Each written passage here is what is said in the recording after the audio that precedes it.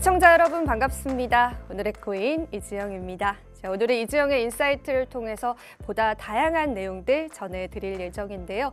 우선은 저희가 간밤에 일어났었던 다양한 이슈들과 또 투자 시장의 분위기를 파악하시는 게 좋을 것 같습니다. 자, 뉴욕 3대 지수부터 한번 살펴보도록 하겠습니다. 네, 다우존스는 0.77%의 하락세로 마감했지만요. 나스닥과 S&P 500 지수는 상승 마감했습니다.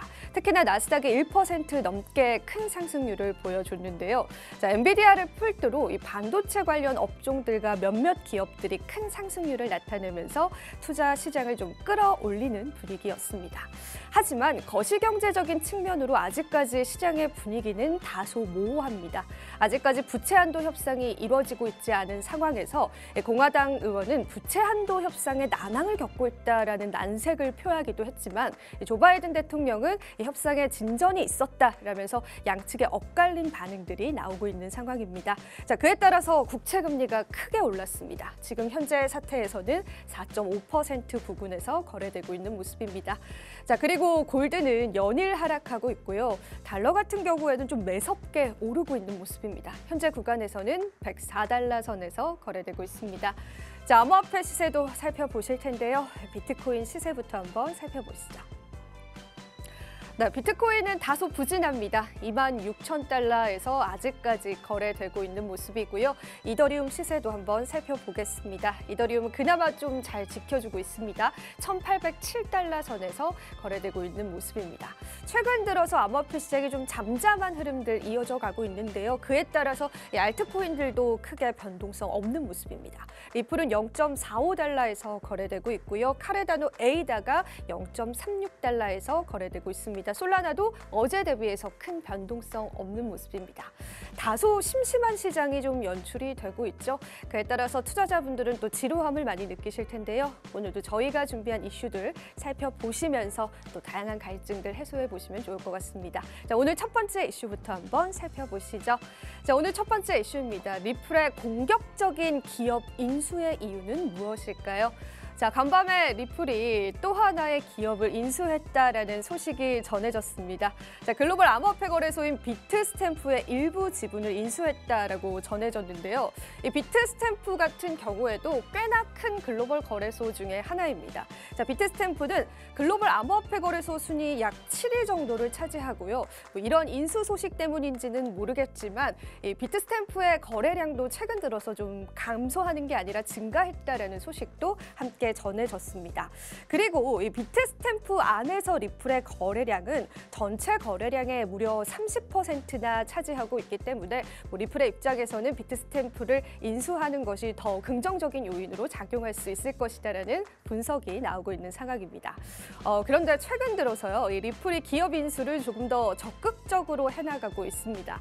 얼마 전에 리플의 CEO인 브래드 갈링하우스는 리플은 10억 달러 정도의 현금을 보유하고 있고 굉장히 적극적으로 사업 확장을 위해서 기업 인수를 고려하고 있다라고 이야기를 하기도 했습니다. 어떤 나라의 기업을 인수할 것이냐에 관해서는 암호화폐에 친화적인 스위스라든지 UAE의 또 기업 인수를 고려하고 있다라고 이야기를 하기도 했고요. 얼마 전에 또 리플은 이러한 스위스 기업을 인수하기도 했습니다. 자, 리플 소송에 관해서도 좀 긍정적인 여론들 나오고 있는 상황이고요. 거기에다가 리플이 계속해서 기업을 인수하는 이유가 리플의 사용처를 계속해서 늘려가면서 리플의 입지를 보다 단단하게 다지기 위한 것이다라는 분석가들의 전망도 나오고 있는 상황입니다. 요즘에 리플의 분위기는 좀 그래도 전반적으로 훈훈한 것 같습니다.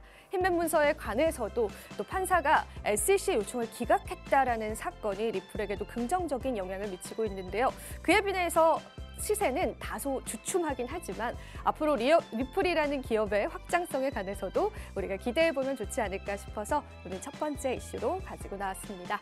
자, 이어서 그럼 두 번째 이슈 바로 한번 넘어가 보시죠. 오늘 두 번째 이슈입니다. 네, 위메이드 국회 방문을 포착했습니다. 거기에다가 또 하나의 의혹이 제기된 다른 김치 코인도 있습니다. 역시나 게임 관련한 코인인데요. 관련한 내용들 좀 전해드리도록 하겠습니다. 자, 일단 로비 의혹을 받고 있는 게임 업체 위메이드가 2020년 9월부터 올해 4월까지 국회를 무려 14번이나 드나들었다는 사실이 결국 밝혀졌습니다. 하지만 논란의 당사자였던 김남국 의원실은 방문하지 않은 것으로 또 밝혀져 있고요. 위메이드 측에서도 국회를 방문한 것이 좀 나쁜 목적은 아니었다, 로비의 목적은 아니었다라고 이야기를 하고 있습니다. 여야 모두에서도 이에 관한 부분은 좀 동의를 한 부분이 있고요. 최근 들어서 김남국 방지법이라는 또 법이 통과가 됐죠. 바로 어제였습니다. 그에 따라서 이제 국회의원들은 가상자산 단 1원이라도 신고를 해야 한다라는 그러한 법이 결과적으로 통과가 됐는데요.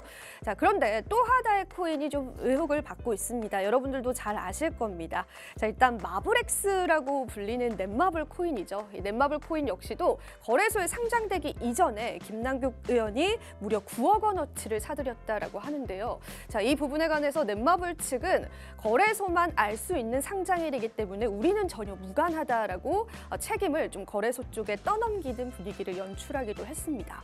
자, 김남국 의원은 어떻게 이 코인들이 상장 시기를 알면서 또 매수를 할 수 있었을까요? 그에 따라서 이 넷마블 코인에 관해서도 좀 다양한 의혹들이 제기되고 있는데요. 일단 양측의 입장은 모두 다 부인하고 있는 상황이기 때문에 우리가 보다 좀 중립적인 입장에서 관련한 내용들 좀 살펴보면 좋을 것 같습니다. 그리고 가상자산법이 통과됨으로써 개인 투자자분들도 좀 어느 정도 이 법에 따라서 가상자산을 신고해야 하는 날이 곧 도래할지도 모른다라는 분석도 나오고 있습니다. 관련한 내용도 저희가 계속 살펴보고 있으니까요. 여러분들과 함께 공유해드리도록 하겠습니다. 자, 이렇게 해서 저와 함께 오늘의 이슈 맞춰보셨고요. 저는 잠시 뒤에 앵커석에서 찾아뵙도록 하겠습니다. 자, 오늘의 코인 가자!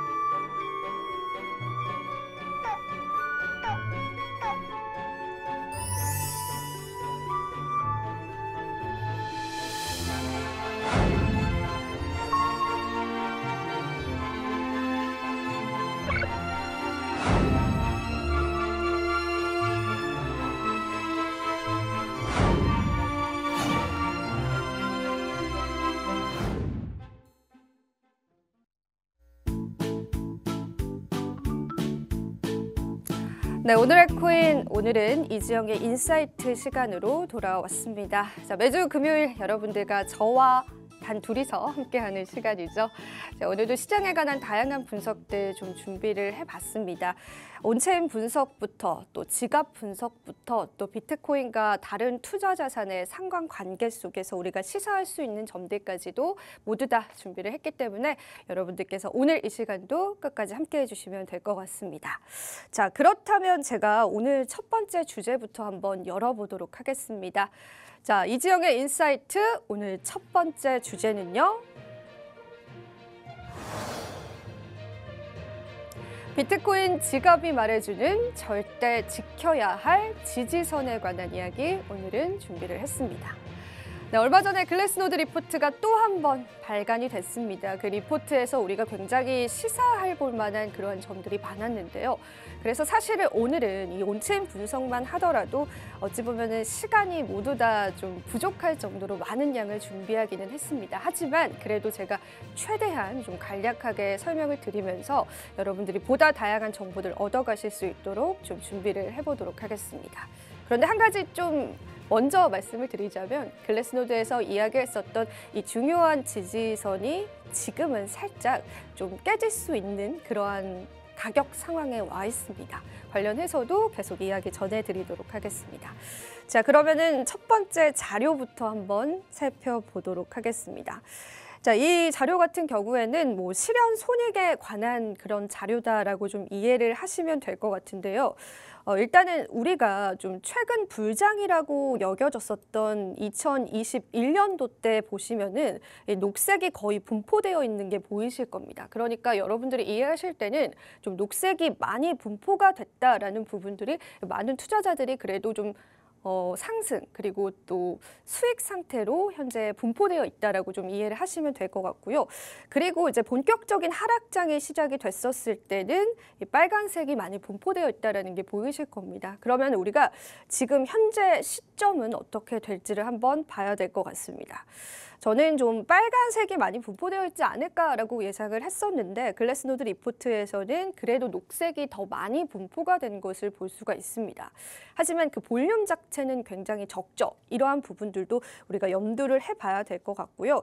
이 지표를 통해서 우리가 시사할 수 있는 부분들은 이익이나 손실이 큰 보유자의 대다수가 좀 지출을 꺼린다라는 거를 이야기해 볼 수가 있습니다. 좀 쉽게 풀어서 이야기를 하자면 뭐 지금 시장에서 어떤 포지션도 취하기를 원하지 않는다라고 해석해 볼 수 있을 겁니다.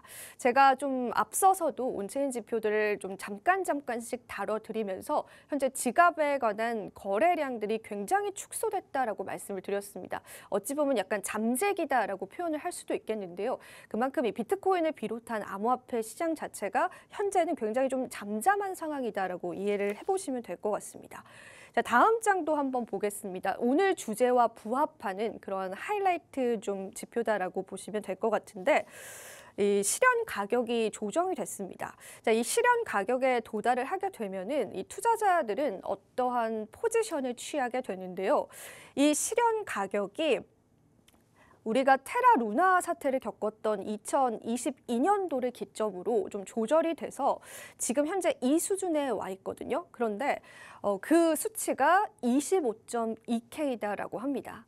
자, 그러니까 이제 얼마 남지 않았다라고 보시면 됩니다. 그래서 글래스노드에서는 만약에 이 25.2K를 지켜주지 않는다면은 시장엔 어떤 변동성이 나올 수 있다라고 이야기를 했습니다.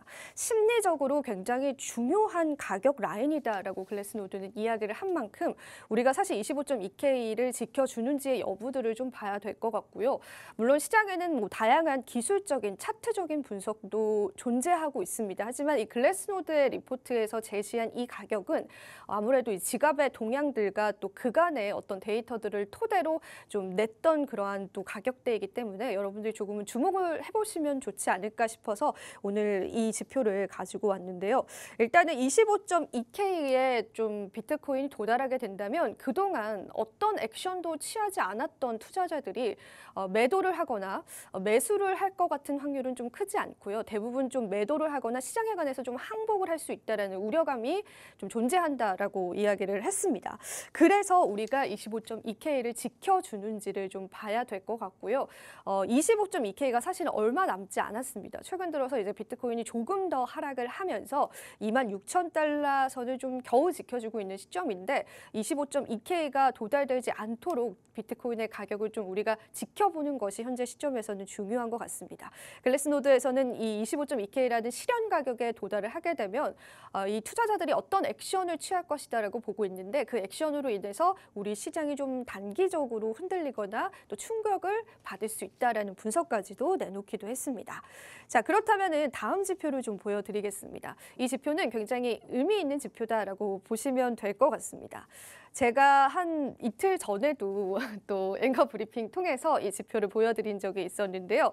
지표가 이제 비트코인 투자자들이 얼마나 비트코인을 보유하고 있었는지를 좀 나타내는 지표입니다. 좀 상세히 말씀을 드리자면 이 빨간색이 1년 이상이고요. 그리고 노란색이 2년 이상. 그리고 이 민트색이 3년 이상, 그리고 파란색이 5년 이상의 코인 보유자입니다. 그런데 여러분들이 딱 보실 때 어떤 느낌이 좀 드시나요? 1년 이상 된 보유자들이 무려 70%나 도달을 했습니다.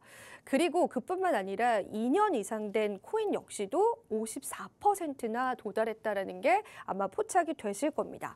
자, 우리는 이 부분에서 좀 시사해 볼 수 있을 것 같습니다. 전반적으로 이 투자자들의 장기 포지션이 계속해서 유지되고 있다라는 걸 좀 파악을 해볼 수가 있는데, 자, 글래스노드에서는 코인의 비활성률이 굉장히 높은데, 게다가 지금 현재 시장에 존재하는 투자자들이 대다수가 1년 이상 그리고 2년, 많게는 5년까지도 보유하고 있는 장기 투자자다라는 부분들을 또 한 번 강조를 하기도 했습니다. 이번 리포트에서 좀 인상 깊었던 거는 이런 거였습니다. 글래스노드에서는 일단은 시장의 볼륨이 굉장히 적기 때문에 이 시장에서 보유하고 있는 투자자들의 액션이 그만큼 더 중요하다라고 이야기를 했습니다. 조금 더 쉽게 말씀을 드리자면 정말 적은 금액으로도 시장을 움직일 수 있는 충분한 파급력이 예상이 된다라는 거죠. 그래서 지금 시점에서는 이 보유자들이 어떤 행동, 어떤 액션을 취할 건지를 우리가 지켜보는 것이 굉장히 중요하다라고 이야기를 하기도 했고요. 자, 지금 보시면은 대부분의 투자자들이 이제 우상향하고 있는 패턴들도 여러분들이 좀 확인을 해보실 수 있을 겁니다. 대부분의 투자자들이 전반적으로 코인을 보유하고 있는 양도 길어지지만 그 수량도 굉장히 높아진다라는 걸 확인해 볼 수 있습니다. 그러니까 이 부분 역시도 우리가 시사해 볼 수 있는 다양한 점들이 있다라고 글래스노드는 이야기를 하기도 했습니다. 자, 오늘 마지막으로 좀 보여드릴 지표인데요. 이 지표는 단기 투자자. 자, 우리 시장에 사실 최근에 단기 투자자의 비율이 좀 줄어들긴 했지만 90일 이상 가지고 있지 않은 단기 투자자입니다. 조금 쉽게 좀 말씀을 드리자면 코인 이 투자를 내가 가지게 된 지 3개월이 되지 않은 그런 투자자들의 어떤 행동 변화를 나타내는 지표인데, 자, 보시면 이런 단기 투자자들이 이러한 시장에서 감소되느냐 혹은 증가되느냐, 그것을 우리가 확인해 볼 수 있는 지표입니다. 자, 이렇게 가격적인 시세로 봤을 때 시장에서 굉장히 불장이고 시장이 굉장히 활성화되었을 때 이 단기 보유자들 같은 경우에는 좀 계속해서 감소가 됐습니다. 이게 어떤 이야기냐면은 이제 시장에서 물량을 좀 팔아내는 거죠. 그런데 중요한 거는 이제 단기 보유자들이 시장에서 좀 공격적으로 들어왔던 이런 시기들이 사실상 가격적인 시세로는 굉장히 좋은 지표였습니다.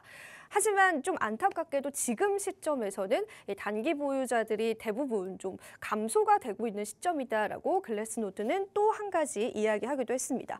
결과적으로 시장 자체가 단기 보유자보다는 장기 보유자들이 상당히 많다라는 걸 우리가 좀 이해를 해볼 수가 있을 텐데요. 사실 이렇게 단기 보유자들이 줄어들었다는 거는 시장에서 매도를 했다라는 걸 의미하기도 하지만, 다른 한편으로는 이 단기 보유자들이 이제 3개월이 지나고 4개월이 지나고 5개월이 지나서 장기 보유자화 됐다라고도 이해해 볼 수 있습니다. 그래서 글래스노드에서는 이 지표를 긍정적으로 해석을 했습니다. 굉장히 건설적으로 시장이 좀 단단하게 바뀌어가고 있다라고 그렇게 좀 이야기를 하기도 했습니다.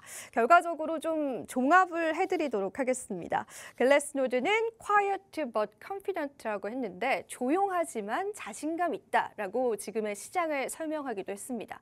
거래량 자체가 많지 않기 때문에 시장 자체는 굉장히 조용하지만 그 보유자들이 굉장히 단단한 믿음으로 코인 시장에서 비트코인을 붙잡고 있다라고 표현을 한 건데요. 조금 더 자세히 말씀드리자면은 지금 온체인 분석의 가장 큰 자산은 이 보유 의지와 지출 의지다라고도 이야기를 했습니다.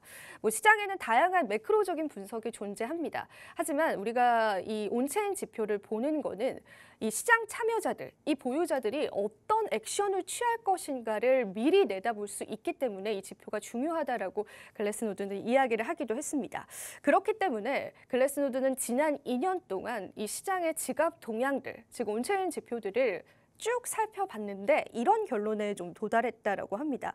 기존의 비트코인 보유자들의 신뢰가 굉장히 두터워졌다라는 겁니다. 즉 현재 시점에서는 비트코인을 매도할 의사가 많이 보이지 않는다라는 겁니다. 이런 것들이 이제 온체인 지표를 통해서 확인해 볼 수 있었다라고 또 글래스노드는 이야기를 했는데요. 게다가 현재 이 코인 시장에서의 볼륨, 즉 거래량이 굉장히 낮다라는 것도 또 유의미하다라고 이야기를 했습니다. 했습니다. 하지만 앞서도 말씀드렸다시피 이렇게 적은 거래량 같은 경우에는 어찌 보면은 누군가가 마음 먹고 시장을 흔들려고 한다면 충분히 흔들릴 수 있는 그러한 위험성도 있기 때문에 그 부분에 관해서는 우리가 어느 정도는 조금 염려하면서 지켜볼 필요가 있을 것 같습니다. 그러면서 이런 이야기 했습니다. 사실 저희가 작년에 FTX 사태 그리고 테라 루나 사태를 겪으면서 시장에서 충분히 이탈할 만한 이유들이 많았습니다. 그런데 그럼에도 불구하고 투자자분들께서 이 시장을 떠나고 있지 않다라는 거, 그게 정말 의미 있는 한 가지 온체인 분석이다라고 글래스노드는 이야기를 하기도 했습니다. 자, 이번 또 리포트는 특히나 굉장히 인상 깊었던 리포트였는데요. 여러분들에게도 좀 도움되셨을 시간이길 바라고요. 저는 또 바로 다음 주제로 넘어가 보도록 하겠습니다. 자, 이지영의 인사이트 오늘 두 번째 주제는요. 90일간의 변화를 추적하다. 암호화폐 상관관계 보고서를 보여드리도록 하겠습니다. 네, 저희가 이 90일 동안의 또 암호화폐 상관관계 보고서가 굉장히 다른 방향으로 또 표시가 됐기 때문에 오늘 그 부분에 관해서 좀 이야기를 해드릴 건데요. 자, 우선은 제가 이 지표를 보여드리기에 앞서서 뭐 제 개인적인 사견이긴 하지만 여러분들에게 또 한 말씀 좀 드리고 싶은 부분들이 있습니다.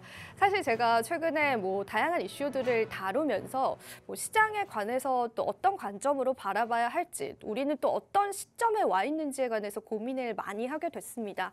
근데 최근 들어서는 뭐 다양한 외신 사이트 또 경제지들, 경제 채널들을 좀 통틀어서 봤을 때 이 시장에서는 어찌 보면은 이 암호화폐 자산에 관해서 작은 뭐 알트코인들, 잡코인들에 관한 관심이 많다기보다는 이 암호화폐 시장이 투자 시장에서 어떠한 위치를 차지할 것이냐에 관해서 많은 전문가들이 관심이 더 많은 것 같고요. 또 대중들 역시도 그 부분에 좀 많은 촉각을 곤두세워서 이 암호화폐 시장을 바라보는 것 같습니다. 그래서 우리는 지금 우리 암호화폐 시장이 투자 시장에서 한 파이를 먹게 될 텐데 그 파이가 어떤 형식으로 좀 자리 잡을 것이고 또 어떤 색깔을 지닐 것인지에 관해서 아직까지는 결정하고 있는 시기이지 않을까 싶습니다. 그렇기 때문에 SEC의 공격도 있을 수 있는 거고요. CFTC의 발언들도 시장에 나올 수 있는 것이죠.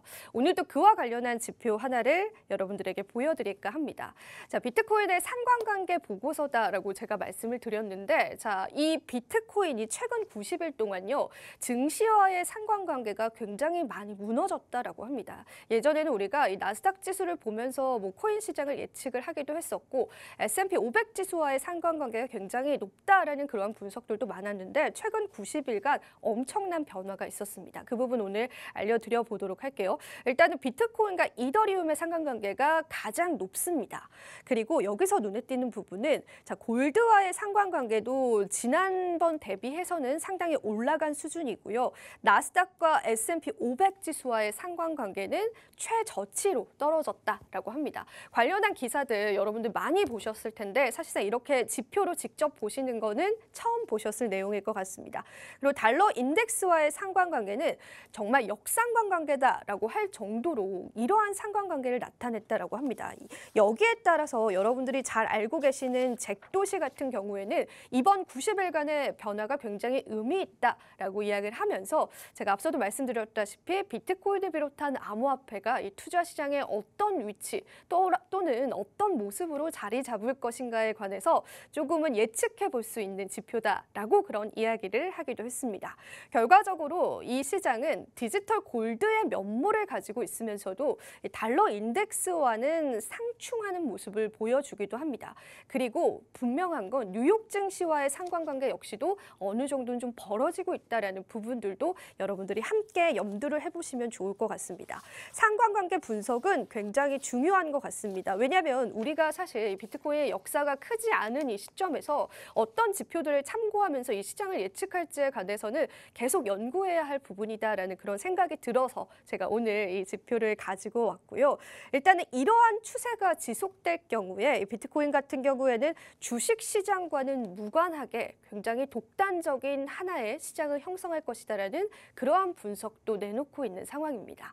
그러니까 우리가 지금 이 시장에서 비트코인을 비롯한 암호화폐의 위치에 관해서 다들 고민을 해보시면 좋을 것 같습니다.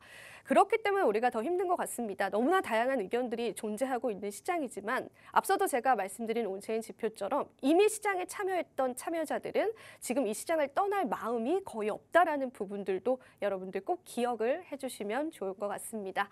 네, 오늘 이지영의 인사이트는 제가 여기서 한번 마무리해 보도록 하겠습니다. 항상 남겨주시는 댓글들은 정말 감사하게 읽고 있고요. 또 조언들은 제가 또 잘 흡수해서 잘 개선하면서 여러분들과 이 시장 함께 이겨내 가도록 하겠습니다. 자, 오늘은 제가 한번 여기서 마무리해 보도록 하겠고요. 마지막으로 투자 고지 드리도록 하겠습니다. 자, 본 방송에서 제공하는 정보는요, 이 투자 판단에 대한 조언일 뿐입니다. 가치 판단과 상승 하락을 보장하고 있진 않다라는 점 다시 한번 유의 부탁드리고요. 저는 다음 주 이 시간에 다시 찾아뵙도록 하겠습니다. 자, 오늘도 시청해주신 여러분 고맙습니다.